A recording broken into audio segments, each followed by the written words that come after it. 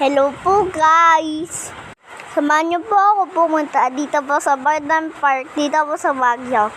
Ito po ang Bardhan Park, may mabot po dito. Sabi ko po kay Mami at Daddy, sumakay po kami dyan. 250 na po pala ang bayad dyan.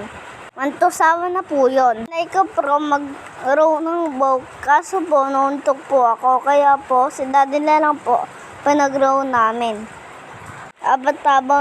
Habang po naglaro si Daddy, ito po kami ang waterboat, getting grand na street.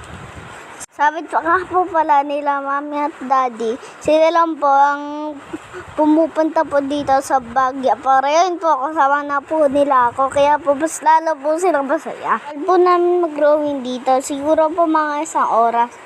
Nag-picture-picture po kami dyan. Kasi po kami family.